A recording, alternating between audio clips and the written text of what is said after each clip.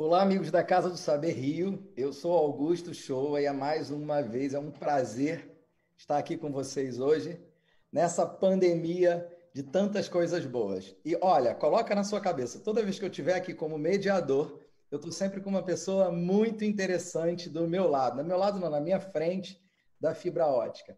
Dessa vez, nós temos a famosa Cláudia Feitosa, que tem vários vídeos na Casa do Saber. A Cláudia é neurocientista, ela tem pós-doc, ela é mestre em psicologia experimental e a gente fez um papo, a gente bateu um papo antes, assim, e o papo já foi extremamente interessante. Eu não tenho dúvida que vocês vão adorar. Eu sou Augusto Shoa, também estou aqui na Casa do Saber, sou fã da casa e também sou professor de comunicação, então o assunto interessa a todos, vai de A a Zinco. Cláudia, é um prazer ter você aqui. Vamos falar de mentira. Obrigada. E Obrigada, aí? Augusto. Como é que a gente começa? Você está bem? Você está em casa? Estou em casa, trancada, há 5 meses? Mais de 5 meses, praticamente. Isso é Fiquei verdade ou é sem. mentira? Isso é verdade, mas para a verdade ser completa, não ter nenhuma mentira, nesses 5 meses eu saí de casa para alguma coisa emergencial umas 6 vezes. A gente tem que anotar, senão a gente esquece e aí a gente dá uma exagerada e fala que não saiu nunca. Você já está Aí já tocando é uma mentira. só na tua resposta aí, você já me fez. A minha cabeça já está borbulhando aqui. Vem cá, me conta, todo mundo mente? Mentir virou um bordão? Eu tento trazer para mim o meu passado, assim, né? Que eu brincava, eu falava com os meus amigos, gente, mentir me dá muito trabalho. E hoje parece que ser verdadeiro dá muito trabalho. Como é que é isso? Tem antes e depois? Vamos falar um pouco, fazer uma introdução sobre esse assunto. Ó, é bem complexo. Primeiro que dentro da neurociência e nas últimas décadas, a gente descobriu que sim, todo mundo mente. Mas não que a gente minta deliberadamente. O que acontece é que a gente mesmo sem perceber, a gente mente várias vezes ao dia. Então, por exemplo, Kant dizia que a gente não pode mentir nunca, a gente tem que sempre falar a verdade. Mas a partir do momento que a gente sabe cientificamente que a gente mente até mesmo sem perceber, essa divisão entre a verdade e a mentira fica um pouco mais complicada. Porque muitas vezes a gente está mentindo e a gente não tem a menor noção de que a gente está mentindo. Existe um auto-engano muito forte. Então a questão é bastante complexa. Nossa, tanto assunto, tanta coisa boa. Eu estou trazendo aqui situações bem populares, tá? Pelo amor de Deus. Então, faça os devidos filtros. Eu já vou falar do mundo de rede social. Ah, eu falo tanto uma mentira que ela se torna minha verdade, é isso? Muitas vezes isso pode acontecer. A partir do momento que você mente um pouquinho da primeira vez, você incorpora isso como sendo a sua verdade, e aí da próxima vez você não tem esse radar que vai te dizer, olha, isso que você está falando é verdade. Você incorporou, passou a ser sua verdade. Porque o que acontece? Se a gente for pensar em como que a gente processa o mundo, o que eu vejo não é igual ao que você vê. Então eu tenho uma verdade e você tem outra. Então já começa daí. E aí, de como a gente conta o que a gente vê, ou como a gente já é diferente, então pode ter mais uma mentira. E como você falou das redes sociais, se a gente for passar para as redes sociais hoje, quando a gente compartilha foto e a gente usa filtro, ou quando a gente usa até um filtro, quando você tira foto, ou você dá só uma editadinha, já é uma mentira. Só que qual é a consequência disso, né? Você começa a ver muito foto perfeita, foto muito colorida na internet, e aí a sua realidade já passa a ser essa. Então, quando você vai nesse mesmo lugar, você quer ver aquela coisa muito mais colorida. A gente gosta disso, então a gente procura isso. Cláudia, há um contrassenso entre o modelo de. Gente, amigos da Casa do Saber Rio, eu falei que hoje seria especial. Vamos lá, tem tanto assunto. Os meus pais me ensinaram se eu falar mentira, você apanha. Se você está contando mentira, você vai ficar de castigo. E o mundo está me dizendo que essa mentira é bacana. Para eu ser aceito, eu tenho que usar um filtro no Instagram, meu sorriso tem que ficar branco. Nossa, e eu uso filtros fake o tempo todo. Tem gente que parece estar embaixo d'água nas fotos. E A aí? gente, não, a gente nem precisa ir muito longe. Quando as ciências, né, mostram, e a neurociência principalmente, mostra que mentir faz parte do nosso repertório e que a gente mente sim, quando você olha o desenvolvimento de uma criança, a criança numa certa idade, ela começa a aprender a mentir. E faz parte do desenvolvimento normal de uma criança aprender a mentir. Inclusive, existe uma regiãozinha no cérebro que é muito importante, além de várias outras, para a gente se relacionar. E se você tiver um tumor nessa pequena área, você não consegue mais mentir, fica muito mais difícil. E aí o que, que acontece? Uma pessoa que tenha esse tipo de tumor nessa região, a vida social dela fica praticamente impossível. Por quê? A gente não é sincero o tempo todo e fala o que a nossa verdade, expressa a nossa verdade o tempo todo. Você se regula com o outro. Então a gente faz várias mentirinhas que são inofensivas. Isso vai. E a criança aprende a fazer isso também. A criança também faz parte da expertise da inteligência da criança saber fazer essa regulação. Eu já vou voltar para a rede social, mas, por exemplo, você me falou, tá vindo na minha cabeça um filme do Jim Carrey, super bobinho, chamado Sim, Senhor, que ele começa a dizer sim para tudo.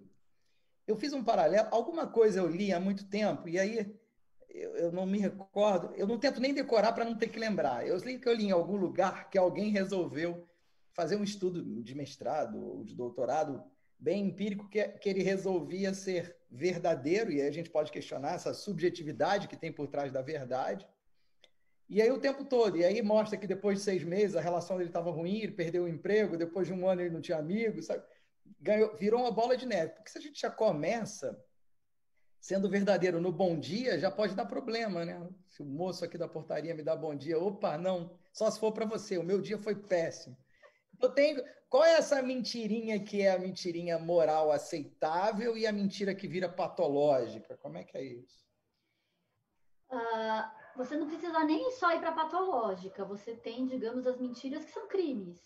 Você tem as mentiras que são patológicas e que a pessoa não tem controle ou que a pessoa nem se percebe dessa forma, mas você tem as mentiras criminosas. O que a gente sabe dos estudos recentes é que essa aí é a mentira que é uma desonestidade. O que a gente sabe é que é o seguinte: vamos falar de político, né? Porque tem muito político que mente muito, mente mais assim em geral do que nós na população em comum. O que acontece? Você não começa roubando ou mentindo ou sendo desonesto num pulo muito gigante. Você vai de pouquinho em pouquinho. Vamos usar o exemplo do político. Ele começa a ser político. Aí o que ele faz? Ele usufrui do benefício que ele tem do motorista. Ou ele usufrui de uma forma um pouquinho exagerada de um cartão que ele tem para custos relacionados ao cargo dele. E de pouquinho em pouquinho, você vai incorporando aquilo como um direito e não como uma mentirinha, que você não tinha o direito de usar daquela forma, e você vai mudando aos poucos. E aí você desliga o radar. Então, o radar não vai mais apitar que você utilizou de um carro que você não poderia utilizar. Então, ela passa a ser a sua verdade. E você não acha mais que você está sendo desonesto e que você está, digamos, mentindo. Quando você não declara isso. Você vai incorporando. E é assim que a gente funciona. É como se fosse um radar de velocidade. Mas esse limite da velocidade, ele vai aumentando aos pouquinhos. Ele vai aumentando aos pouquinhos e você não percebe. E aí passou. Mas o radar não vai mais detectar. Porque você não fez essa autorregulação interna. Uma criança, quando aprende a mentir, ela vai ser regulada pelos pais e ela vai ser regulada na escola, concorda? Ela vai percebendo quais são as mentirinhas que são boas, que cabem bem e que ela fica bem e que todo mundo fica bem, e quais são os limites daqui eu não posso passar. Faz parte desse natural nosso. Isso é sensacional. Você está falando, só o tópico mentira dentro do segmento político daria outra live, né? Com certeza, com certeza. Mas Mas essa pode, censura, essa linha que você falou, que eu achei ótima, eu posso, trazendo assim para um viés bem prático, eu posso dizer que esse senso ético, qual é esse limite? Você falou, deu o exemplo da criança, eu achei a metáfora ótima, mas quando eu prejudico o outro, é onde a minha mentira chegou no limite? Ou a sim, sociedade que regula? sim, Vai. então, nós somos seres sociais, então o outro não é uma opção, é uma necessidade, a gente precisa sempre estar nessa relação, e nós somos seres morais. Por sermos seres morais, nós não admitimos a imoralidade dos outros, mas a gente também não quer se ver como imoral. Por isso que, inclusive, a gente tem esse auto-engano e que muitas vezes, para nos proteger, a gente não quer ver que a gente está mentindo. Ou a gente, às vezes, indo antes disso, a gente às vezes nem quer enxergar que a nossa realidade não é boa, porque é mais saudável para a gente não perceber isso. É como se fosse um mecanismo autoprotetor. Então a gente começa daí. Mas o que, que acontece? As nossas leis, você percebe, a gente não tem leis que são leis eternas. As nossas leis, elas vão se modificando, e elas vão se modificando muito por conta disso. Coisas que a gente aceitava no passado, que a gente passa a não aceitar hoje em dia. Vamos lá, mulher. Mulher antigamente era considerada um ser inferior e não podia votar. Aquilo para a gente era uma verdade. Ou seja, mas na verdade ela era uma mentira aceita. A partir do momento que você passa a não aceitar mais aquela mentira, a mulher é inferior, a lei muda. Então é a sociedade que vai regulando, e por isso que fazer pressão antirracismo, ante essas questões femininas de desigualdade em si, elas vão mudando e elas vão, na verdade, melhorando. É como se a gente fosse um grande superorganismo e que a gente vai regulando o que a gente vai aceitar e o que a gente não vai aceitar. E a gente vai mudando isso. Olha, você está me dando tanta ideia, isso é tão legal. Eu fiz um vídeo há muito tempo falando sobre isso, né? Sobre as mentirinhas que a gente coloca no currículo. Você fala inglês? Moderado. Você já fez isso? E os verbos que você vai usando estrategicamente, coordenei, implantei, desenvolvi. Na verdade, você foi um mero peão desse jogo de xadrez, mas são as mentirinhas aceitáveis, né? Então, o que acontece no currículo?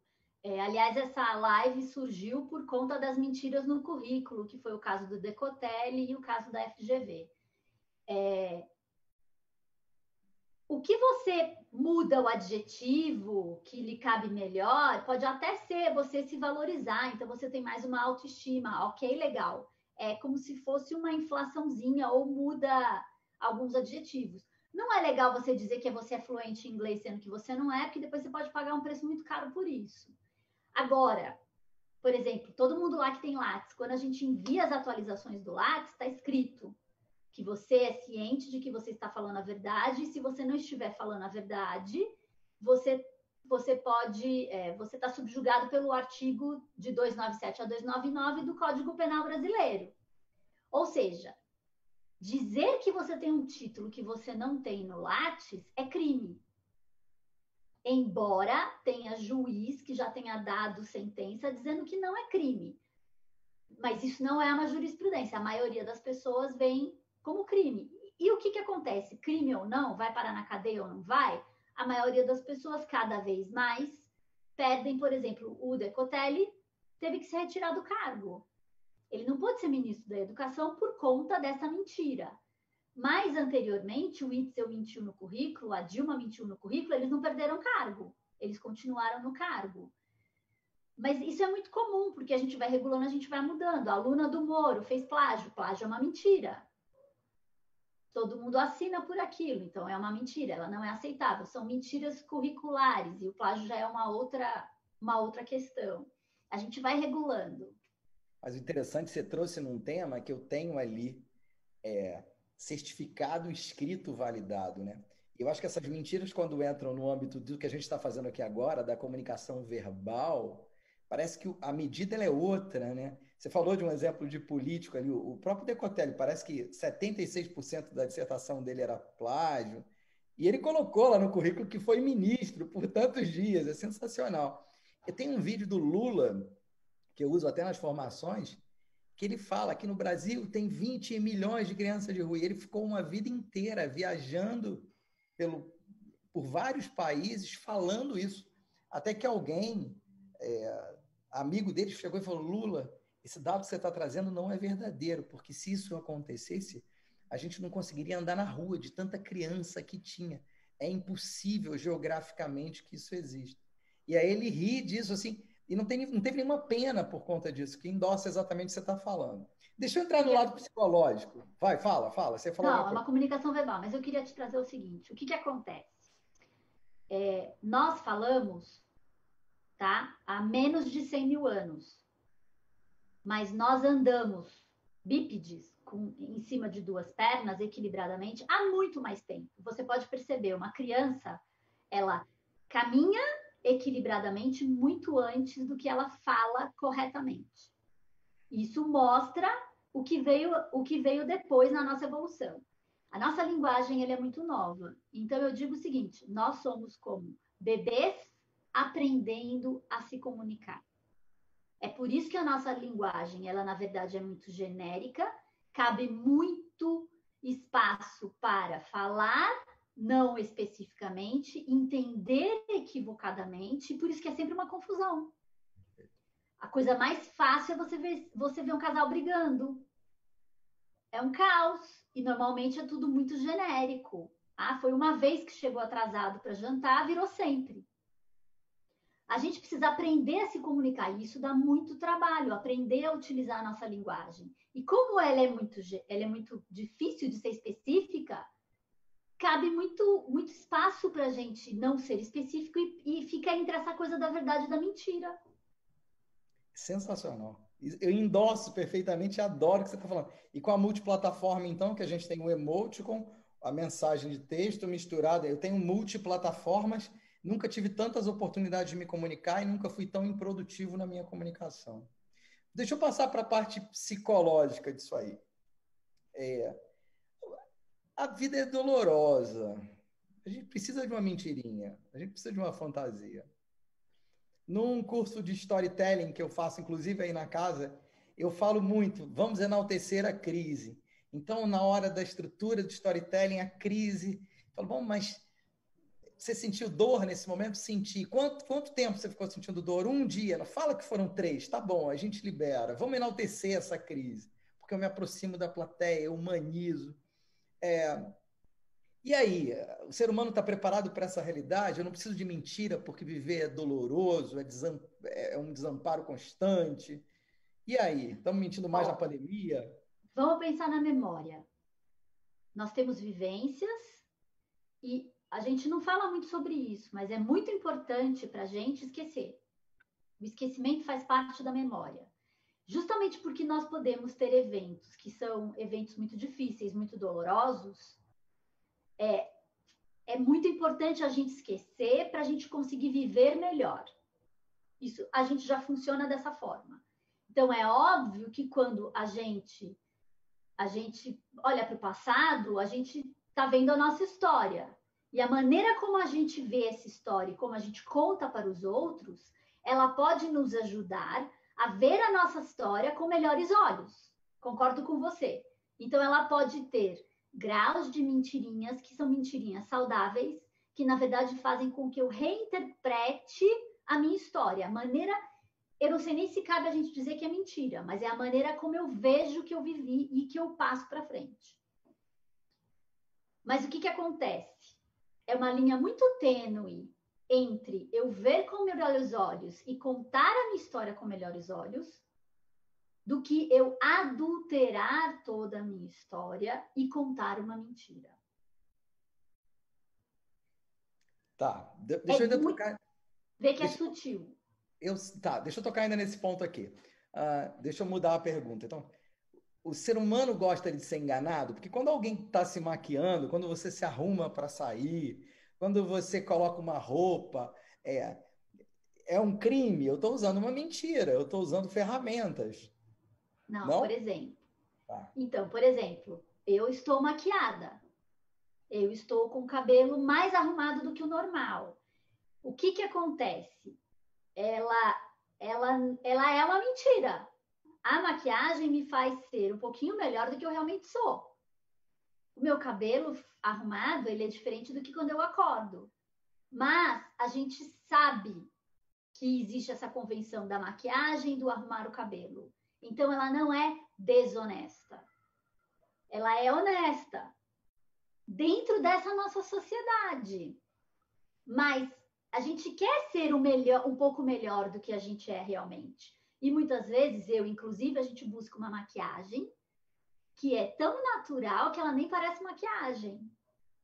Mas mesmo assim, a gente não vê como tão desonesto. A gente não vê isso como desonesto, porque é uma convenção. Porque nós buscamos homens e mulheres, todo mundo, a ser, inclusive, um pouco melhor do que a gente é. A gente pode virar isso.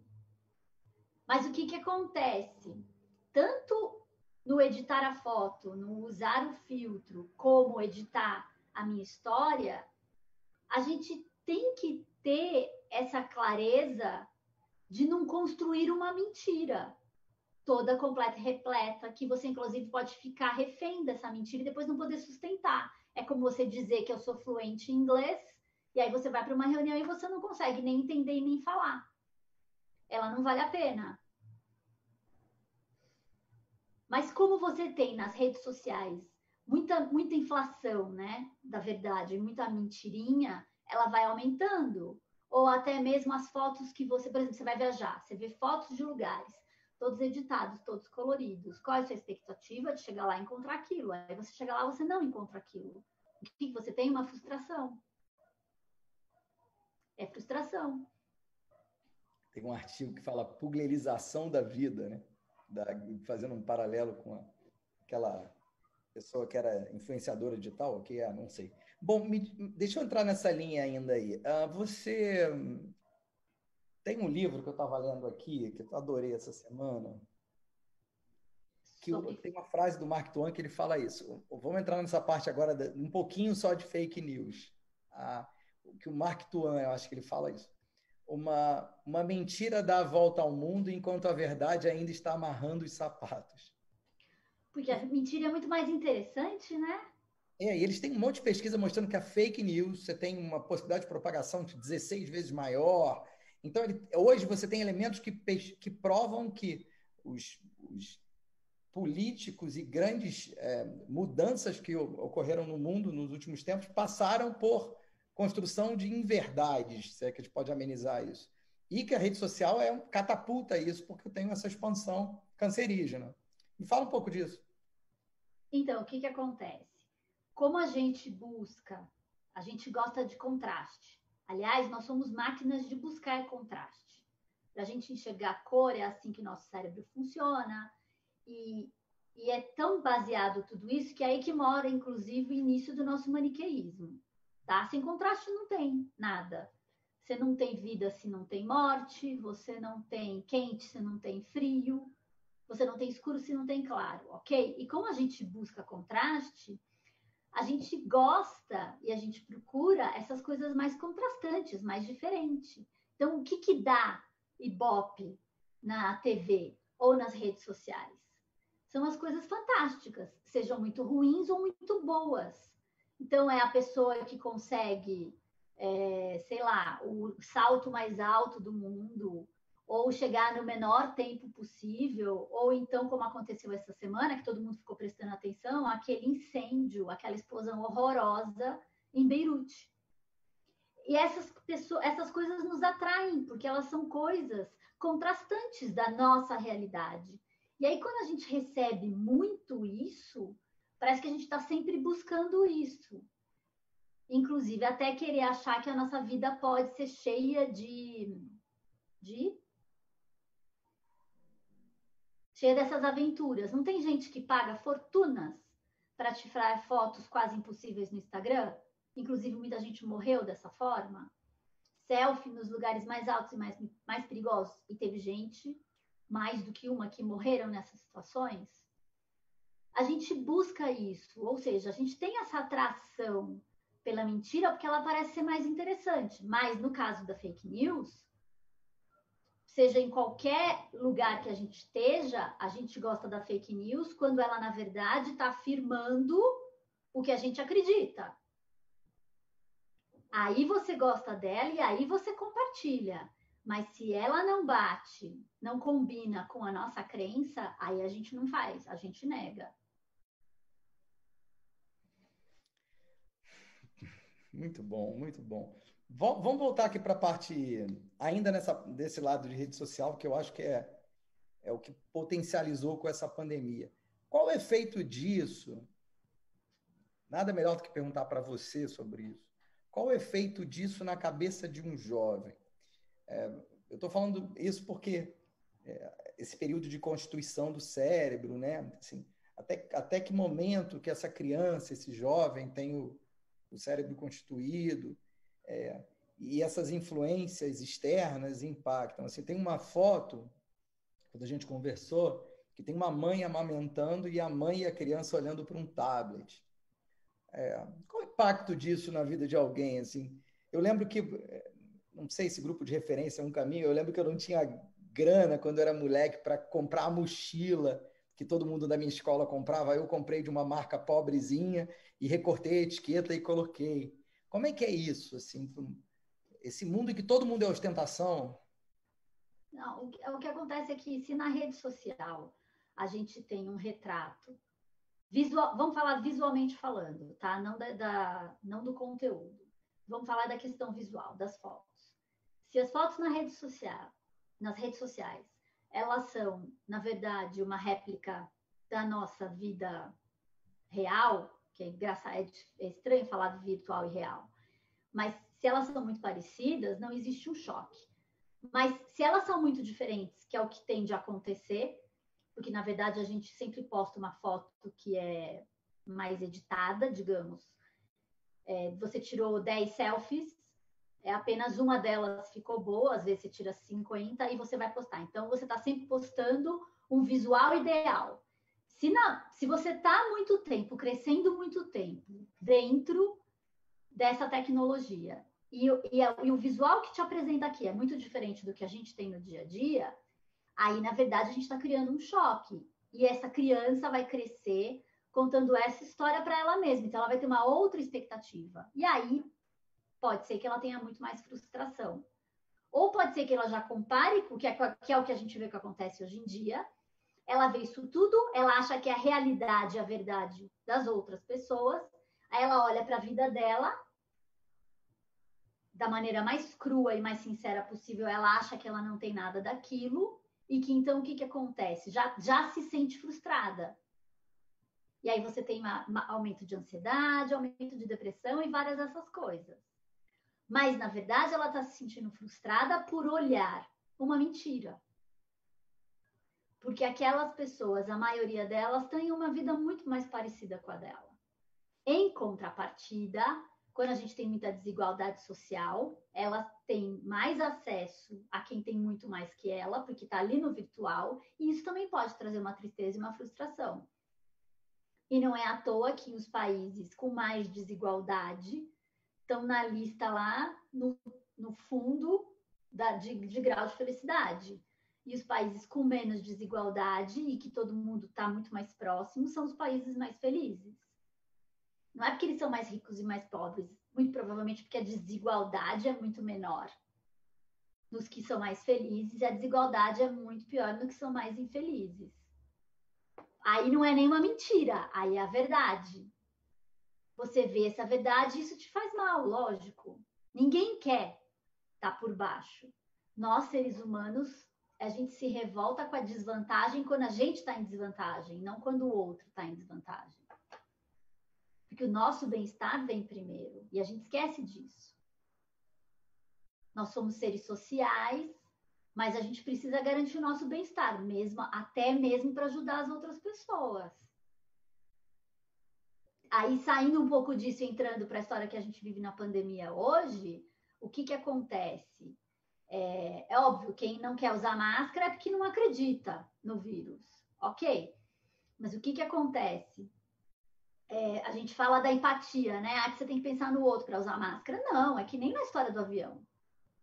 Eu primeiro coloco a máscara em mim para depois poder ajudar alguém. Na pandemia, a mesma coisa. A gente primeiro coloca a máscara na gente e aí automaticamente você já está ajudando a todo mundo. Porque se você não tiver bem-estar, você não vai nem continuar usando a máscara. Você vai poder sucumbe, já era. Você pode ficar doente, acabou. Se você tiver, pensar em você, entender essa situação toda, você já se protege e protege todo mundo. Mas isso é uma questão da gente, como a gente vai enxergar essa realidade. Digamos, essa verdade. Mas a gente convenciona. Amigos, estamos chegando na reta final aqui da Casa do Saber Rio, esse podcast sensacional. Façam perguntas. Poxa, deixa eu entrar no lado pessoa física. E a Cláudia, como é que ela é dentro fazendo uma autocrítica em relação ao que você posta? Como é que é a Cláudia, como é que é essa máscara que você usa? É possível que a máscara seja do tamanho da máscara do palhaço, que é só o nariz que não esconde o rosto? Como é que é? Então, o que eu tento fazer é uma autocrítica toda vez que eu posto. Inclusive, eu imagino o seguinte: o que é que eu posto e que eu estou ensinando para as nossas crianças? Porque eu posso ser um modelo para algumas crianças ou para várias.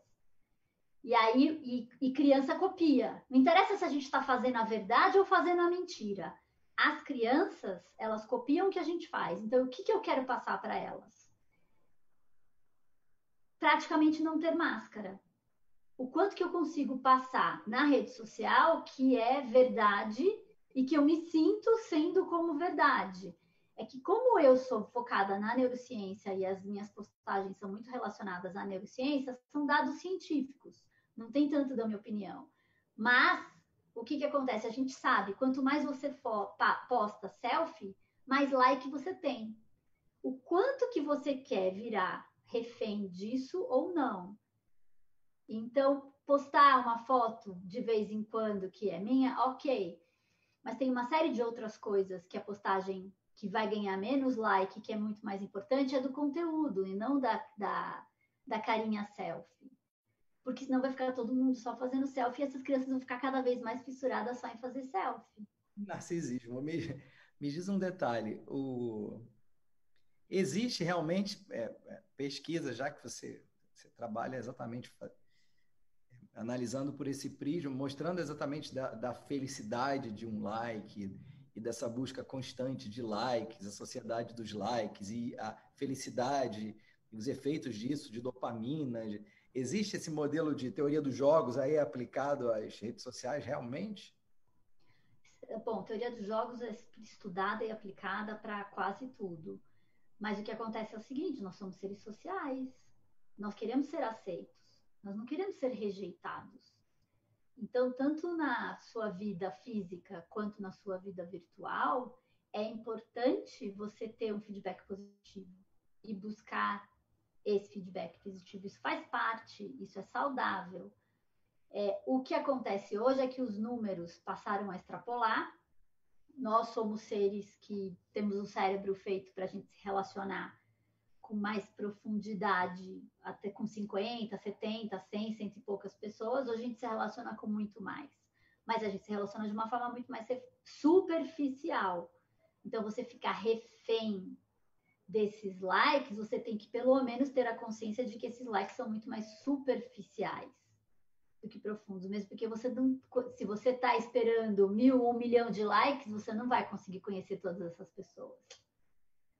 Mas é interessante pelo seguinte, isso não veio com a rede social, né? A nossa geração, que não teve, nós que somos dinossauros da tecnologia, que a gente aprendeu a lidar com isso, a gente também tinha essa necessidade de validação e essas mentiras que a gente falava, né?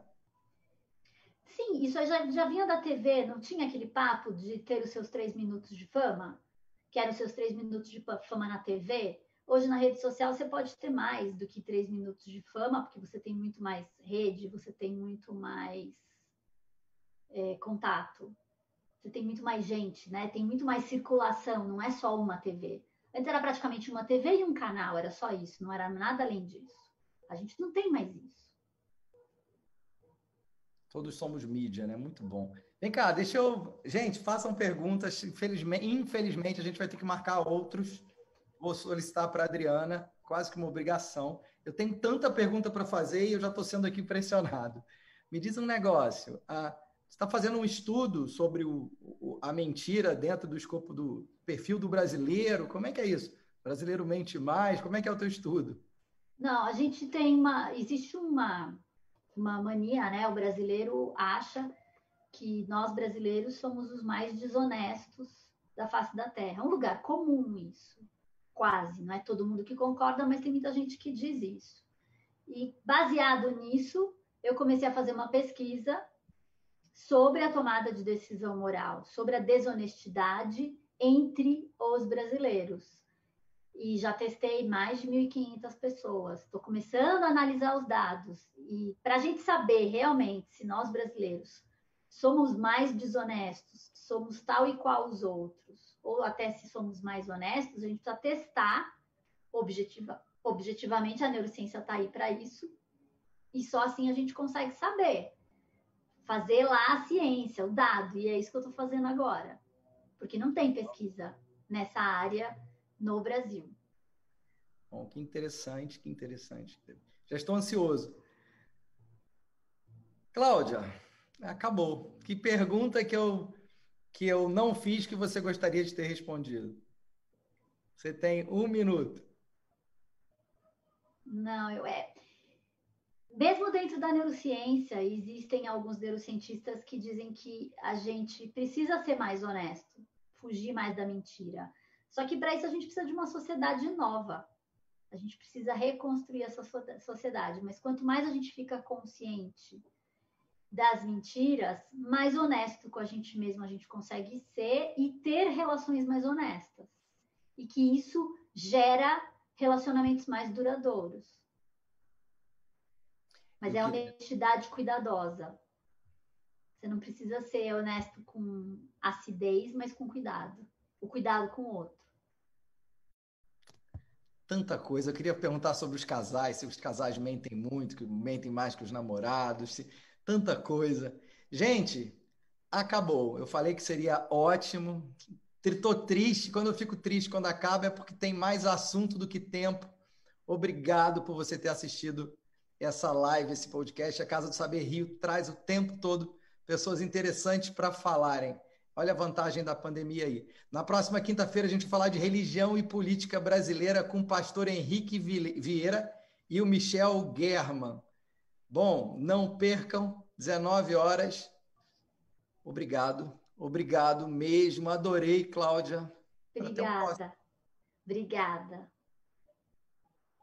Se cuidem.